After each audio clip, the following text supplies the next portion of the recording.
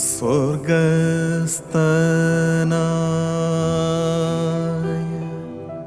ഞങ്ങളുടെ പിതാവേ,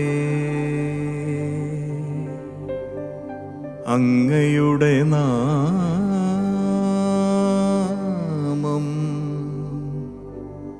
പൂജിതമാകണമേ.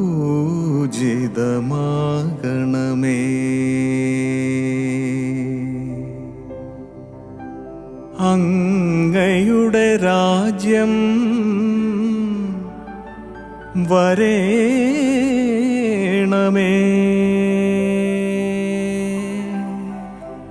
അങ്ങയുടെ ഹിതം സ്വർഗത്തിലെ പോലെ ഭൂമിയിലുമാകണമേ.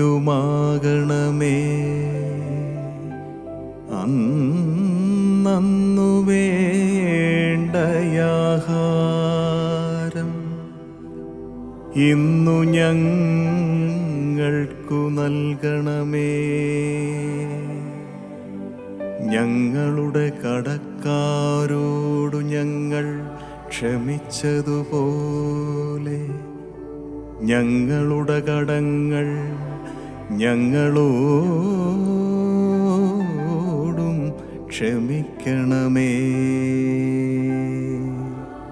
ഞങ്ങളെ പ്രലോഭനത്തിൽ ഉൾപ്പെടുത്തരുതേ, തിന്മയിൽ നിന്നു ഞങ്ങളെ രക്ഷിക്കണമേ.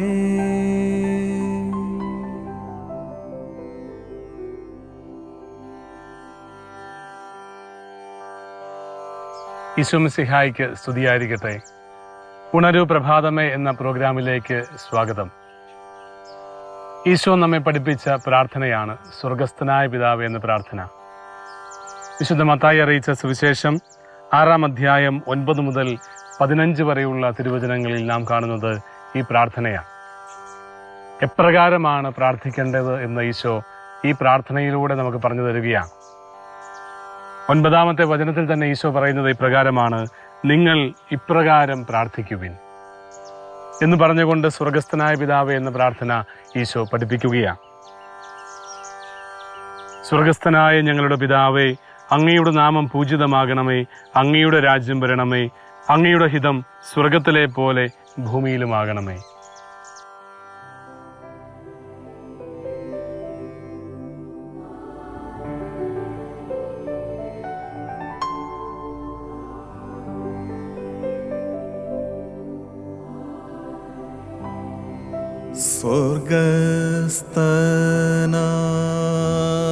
സ്വർഗസ്ഥനായ ഞങ്ങളുടെ പിതാവേ,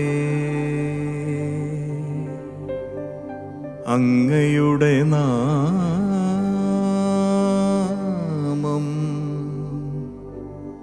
പൂജിതമാകണമേ.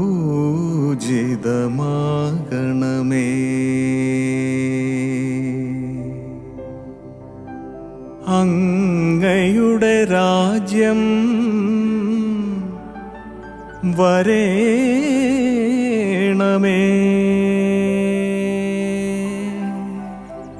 അങ്ങയുടെ ഹിതം സ്വർഗത്തിലെ പോലെ ഭൂമിയിലുമാകണമേ. അന്നു വേണ്ടയാഹാരം ഇന്നു ഞങ്ങൾക്കു നൽകണമേ.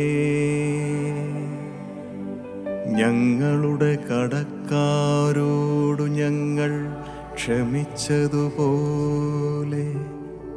ഞങ്ങളുടെ കടങ്ങൾ ഞങ്ങളോടും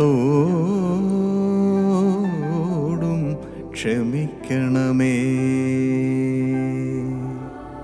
ഞങ്ങളെ പ്രലോഭനത്തിൽ ഉൾപ്പെടുത്തരുതേ, തിന്മയിൽ നിന്നു ഞങ്ങളെ രക്ഷിക്കണമേ.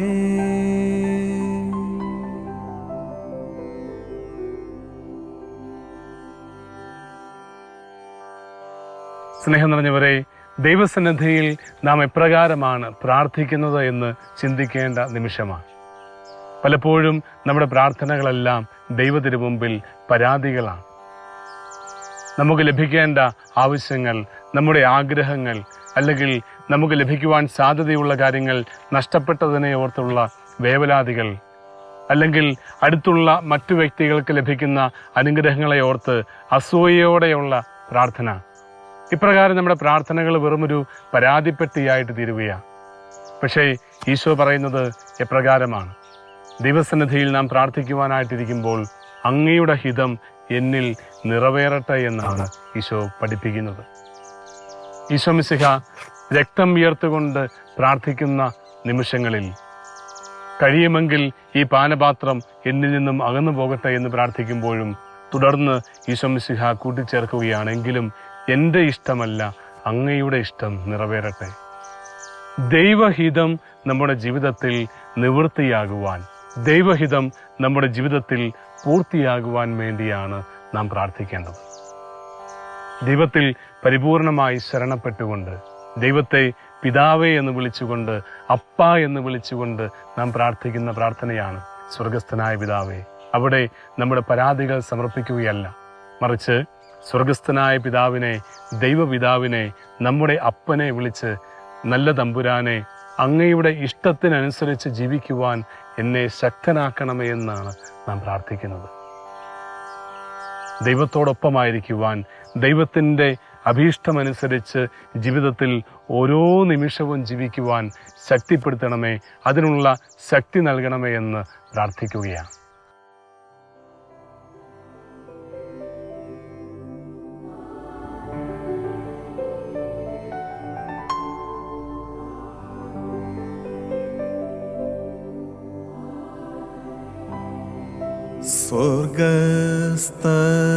സ്വർഗസ്ഥനായ ഞങ്ങളുടെ പിതാവേ, അങ്ങയുടെ നാമം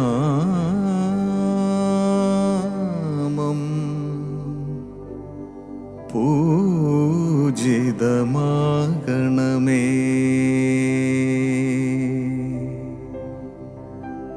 അങ്ങയുടെ രാജ്യം വരേണമേ.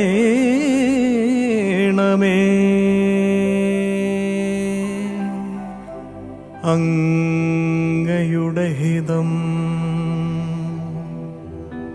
സ്വർഗത്തിലെ പോലെ ഭൂമിയിലുമാകണമേ.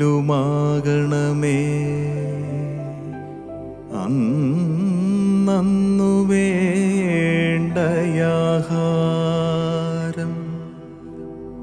ഇന്നു ഞങ്ങൾക്കു നൽകണമേ. ഞങ്ങളുടെ കടക്കാരോടു ഞങ്ങൾ ക്ഷമിച്ചതുപോലെ ഞങ്ങളുടെ കടങ്ങൾ ഞങ്ങളോടും ക്ഷമിക്കണമേ.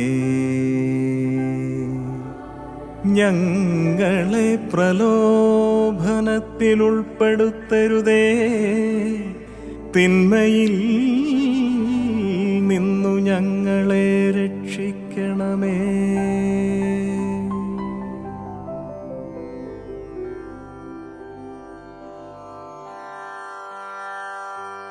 ആറാം അധ്യായം 11-ാമത്തെ തിരുവചനത്തിൽ ഈശോ പറയുന്നത് അന്നും വേണ്ട ആഹാരം ഇന്നും ഞങ്ങൾക്ക് നൽകണമേ എന്ന് പ്രാർത്ഥിക്കുവാനായിട്ടാണ്.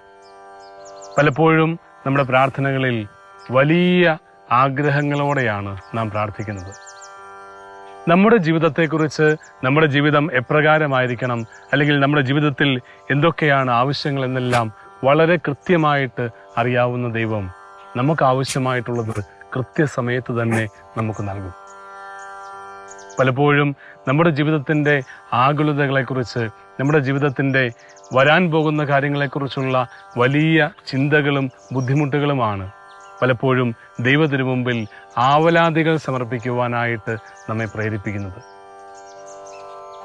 ഓരോ ദിവസവും, ഓരോ നിമിഷവും, ഓരോ ദിവസവും ഞങ്ങൾക്ക് ആവശ്യമുള്ളത് നൽകണമേ എന്ന് ദൈവത്തിരുമുമ്പിൽ സമാധാനത്തോടെ പ്രാർത്ഥിക്കുവാൻ ദൈവം നമ്മോട് ആവശ്യപ്പെടുകയാണ്.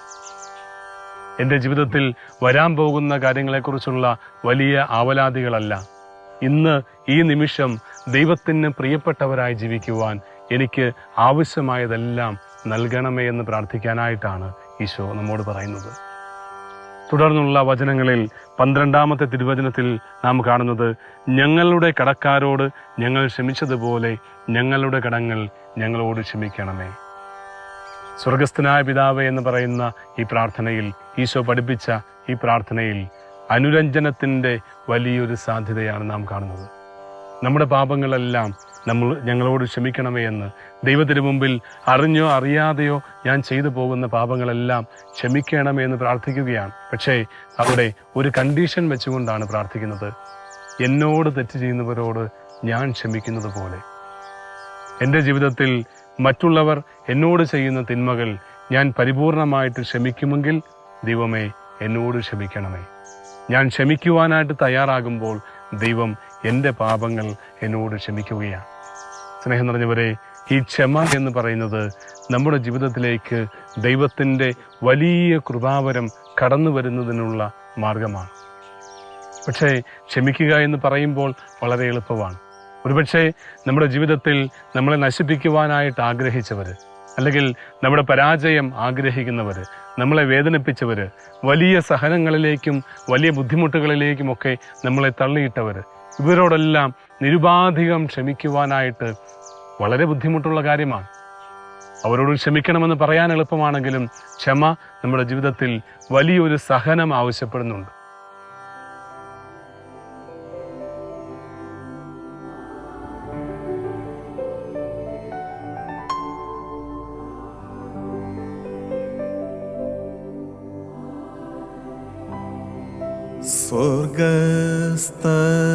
സ്വർഗസ്ഥനായ ഞങ്ങളുടെ പിതാവേ, അങ്ങയുടെ നാമം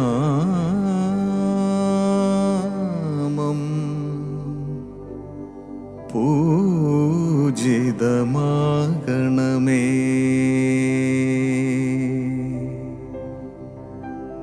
അങ്ങയുടെ രാജ്യം വരേണമേ.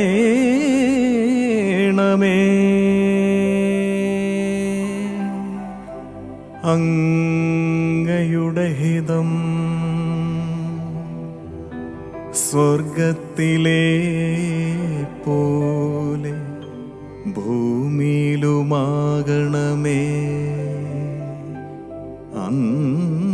അന്നു വേണ്ടയാഹാരം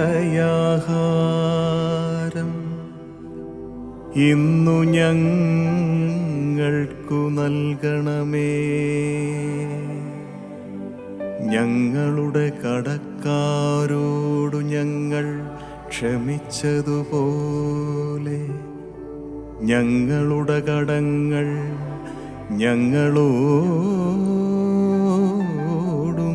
ക്ഷമിക്കണമേ. ഞങ്ങളെ പ്രലോഭനത്തിൽ ഉൾപ്പെടുത്തരുതേ, തിന്മയിൽ നിന്നു ഞങ്ങളെ രക്ഷിക്കണമേ.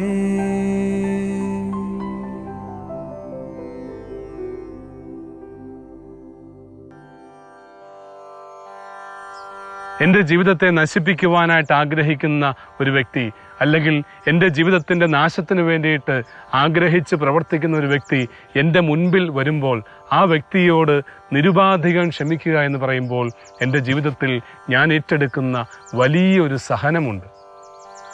എൻ്റെ മുമ്പിൽ നിൽക്കുന്ന ആ വ്യക്തിയുടെ മുഖത്ത് നോക്കി പുഞ്ചിരിക്കുവാൻ, ആ വ്യക്തിയുടെ ജീവിതത്തിൽ ദൈവാനുഗ്രഹങ്ങൾ നേരുവാൻ എനിക്ക് സാധിക്കണമെങ്കിൽ ആ വ്യക്തിയോട് എൻ്റെ ജീവിതത്തിൽ ആ സഹനങ്ങളിലൂടെ കടന്നുപോയി, ആ വേദനയിലൂടെ കടന്നുപോയി നിരുപാധികം ഞാൻ ക്ഷമിക്കണം. ആ സഹനത്തെയാണ് ദൈവം അനുഗ്രഹിക്കുന്നത്.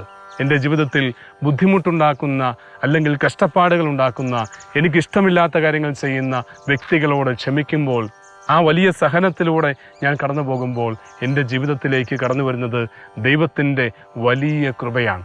അത് എൻ്റെ ജീവിതത്തിൽ ഞാൻ അറിഞ്ഞോ അറിയാതെയോ ചെയ്തു പോകുന്ന പാപങ്ങൾ, ആ പാപങ്ങളുടെ മോചനമാണ്. സ്വർഗസ്ഥനായ പിതാവേ എന്ന പ്രാർത്ഥനയിൽ ഈശോ നമ്മോട് പ്രാർത്ഥിക്കുവാനായിട്ട് ആവശ്യപ്പെടുന്നതും അങ്ങനെ തന്നെയാണ്. ഞാൻ എന്നോട് തെറ്റ് ചെയ്യുന്നവരോട് ഞാൻ ക്ഷമിക്കുന്നത് പോലെ എൻ്റെ തെറ്റുകൾ എന്നോടും ക്ഷമിക്കണമേ.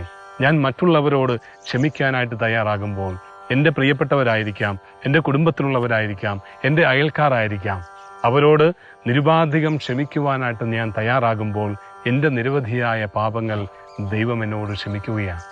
ഈ ഒരു പ്രഭാതത്തിൽ നമുക്ക് പ്രത്യേകമായിട്ട് പ്രാർത്ഥിക്കാം. നല്ല തമ്പുരാനെ, ക്ഷമിക്കുവാനുള്ള ശക്തി നൽകണമേ. അത് വലിയൊരു ശക്തിയാണ്. ഈ ക്ഷമിക്കുവാനായിട്ട് നമുക്ക് സാധിക്കുമ്പോൾ പരിശുദ്ധാത്മാവിൻ്റെ നിറവ് നമ്മുടെ ജീവിതത്തിൽ ലഭിക്കുകയാണ്. എൻ്റെ ജീവിതത്തിൽ ഒരു വ്യക്തിയോട് ക്ഷമിക്കുവാൻ സാധിക്കാതെ നിൽക്കുന്ന അവസ്ഥയുണ്ടെങ്കിൽ ആ വ്യക്തിയോട് നിരുപാധികം ക്ഷമിക്കുവാനായിട്ട് നമുക്ക് സാധിക്കണമെങ്കിൽ പരിശുദ്ധാത്മാവ് നമ്മിൽ നിറയണം. കാരണം ദൈവസ്നേഹം നമ്മിൽ നിറയാതെ, ദൈവം നമ്മിൽ നിറയാതെ നമ്മുടെ ജീവിതത്തിൽ ഒരു വ്യക്തിയോട് ക്ഷമിക്കുവാനായിട്ട് സാധ്യമല്ല. സ്വർഗസ്ഥനായ പിതാവേ എന്ന പ്രാർത്ഥന ഈശോ പഠിപ്പിക്കുമ്പോൾ 2 ഭാഗങ്ങളിൽ ഈശോ ആവർത്തിച്ച് പറയുകയാണ്. 12-ാമത്തെ തിരുവചനത്തിലും തുടർന്ന് 15-ാമത്തെ തിരുവചനത്തിലും നാം കാണുന്നത് ഈ ക്ഷമയുടെ പ്രാധാന്യത്തെപ്പറ്റിയാണ്. മറ്റുള്ളവരോട് നിങ്ങൾ ക്ഷമിക്കുകയില്ലെങ്കിൽ നിങ്ങളുടെ പിതാവ് നിങ്ങളുടെ തെറ്റുകളും നിങ്ങളോട് ക്ഷമിക്കുകയില്ല. സ്നേഹം നിറഞ്ഞവരെ, ഈ ഒരു പ്രഭാതത്തിൽ ക്ഷമിക്കുവാനുള്ള ശക്തിക്ക് വേണ്ടി നമുക്ക് പ്രാർത്ഥിക്കാം. അതോടൊപ്പം നല്ല തമ്പുരാനെ ദൈവഹിതത്തിന് പരിപൂർണമായി സമർപ്പിച്ചുകൊണ്ട്, ഇതാ കർത്താവിൻ്റെ ദാസി എന്ന് പറഞ്ഞ പരിശുദ്ധ അമ്മയെപ്പോലെ എൻ്റെ ഇഷ്ടമല്ല അങ്ങയുടെ ഇഷ്ടം എന്നിൽ നിറവേറട്ടെ എന്ന് ഈശോ പ്രാർത്ഥിച്ചതുപോലെ നമുക്കും പ്രാർത്ഥിക്കാനായിട്ട് പരിശ്രമിക്കാം. സ്വർഗസ്ഥനായ ഞങ്ങളുടെ പിതാവേ, അങ്ങയുടെ നാമം പൂജിതമാകണമേ, അങ്ങയുടെ രാജ്യം വരണമേ, അങ്ങയുടെ തിരുമനസ് സ്വർഗത്തിലെ പോലെ ഭൂമിയിലുമാകണമേ. എൻ്റെ ഇഷ്ടമല്ല, ദൈവത്തിൻ്റെ ഇഷ്ടം എൻ്റെ ജീവിതത്തിൽ സംഭവിക്കുവാനായിട്ട് ദൈവമേ ഇടവരുത്തണമേ എന്ന് പ്രാർത്ഥിക്കാം. അന്നും വേണ്ട ആഹാരം ഇന്നും ഞങ്ങൾക്ക് നൽകണമേ. ഓരോ ദിവസവും ഞങ്ങൾക്ക് ആവശ്യമായിട്ടുള്ള എല്ലാ കാര്യങ്ങളും നൽകി അനുഗ്രഹിക്കണമേ നല്ല തമ്പുരാനെ എന്ന് പ്രാർത്ഥിക്കാം. എൻ്റെ ജീവിതത്തിൻ്റെ വലിയ ആഗ്രഹങ്ങളും അല്ലെങ്കിൽ വലിയ കാഴ്ചപ്പാടുകളും ഭാവിയെക്കുറിച്ചുള്ള എൻ്റെ ആശങ്കകളുമല്ല. ഇന്ന് ദൈവത്തോട് ചേർന്ന് ജീവിക്കുവാൻ എന്നെ ശക്തിപ്പെടുത്തണമേ. ഇന്ന് ദൈവത്തിൻ്റെ സ്വന്തമായി തീരുവാൻ എന്നെ അനുഗ്രഹിക്കണമേ എന്ന് പ്രാർത്ഥിക്കാം. മറ്റുള്ളവരുടെ തെറ്റുകൾ പരിപൂർണമായി ക്ഷമിച്ചുകൊണ്ട് എൻ്റെ തെറ്റുകൾക്ക് മാപ്പ് നൽകണമേ എന്ന് പ്രാർത്ഥിക്കാം. സ്വർഗസ്ഥനായ പിതാവേ എന്ന പ്രാർത്ഥന നാം ഏറ്റുചൊല്ലി പ്രാർത്ഥിക്കുമ്പോൾ, ദൈവത്തിൻ്റെ ഈശോ പഠിപ്പിച്ച ആ പ്രാർത്ഥന നാം ഏറ്റുചൊല്ലി പ്രാർത്ഥിക്കുമ്പോൾ ഈശോയുടെ വലിയ സംരക്ഷണം നമ്മുടെ ജീവിതത്തിൽ ലഭിക്കുകയാണ്. ദൈവത്തിൻ്റെ വലിയ സംരക്ഷണം നമ്മുടെ ജീവിതത്തിൽ ലഭിക്കുകയാണ്. കാരണം നാം പ്രാർത്ഥിക്കുന്നത് എന്തിനു വേണ്ടിയിട്ടാണ്? ദൈവത്തിൻ്റെ ഹിതം എൻ്റെ ജീവിതത്തിൽ നിറവേറുവാൻ. എൻ്റെ ജീവിതത്തിൽ ക്ഷമിക്കുവാൻ സാധിക്കാതെ വരുന്ന നിമിഷങ്ങളിൽ ക്ഷമ പഠിച്ചുകൊണ്ട്, ഈശോയിൽ നിന്നും ആ മാതൃക സ്വീകരിച്ചുകൊണ്ട്, എന്നോട് തെറ്റ് ചെയ്യുന്നവരോട് ക്ഷമിച്ചുകൊണ്ട് എൻ്റെ പാപങ്ങൾക്ക് മോചനം നേടുവാൻ, അനുനിമിഷം ഓരോ ദിവസവും ദൈവത്തോടൊപ്പമായിരിക്കുവാൻ നമുക്ക് പ്രാർത്ഥിക്കാം, പരിശ്രമിക്കാം. ദൈവം നമ്മെ സമൃദ്ധമായി അനുഗ്രഹിക്കട്ടെ. ഈശോ മിശിഹായ്ക്ക് സ്തുതിയായിരിക്കട്ടെ.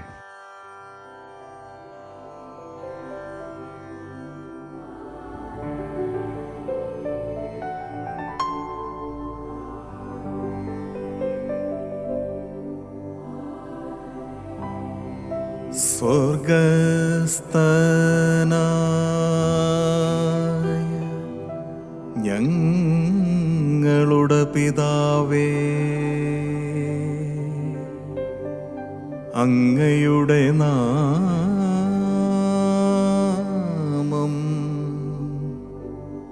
പൂജിതമാകണമേ.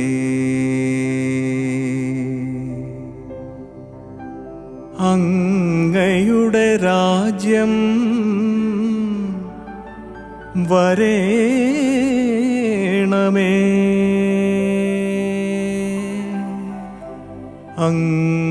അങ്ങയുടെ ഹിതം സ്വർഗത്തിലെ പോലെ ഭൂമിയിലുമാകണമേ.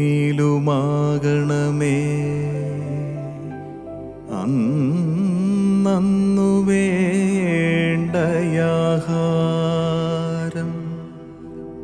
ഇന്നു ഞങ്ങൾക്കു നൽകണമേ. ഞങ്ങളുടെ കടക്കാരോടു ഞങ്ങൾ ക്ഷമിച്ചതുപോലെ ഞങ്ങളുടെ കടങ്ങൾ ഞങ്ങളോടും ക്ഷമിക്കണമേ. ഞങ്ങളെ പ്രലോഭനത്തിൽ ഉൾപ്പെടുത്തരുതേ, തിന്മയിൽ നിന്നു ഞങ്ങളെ രക്ഷിക്കണമേ.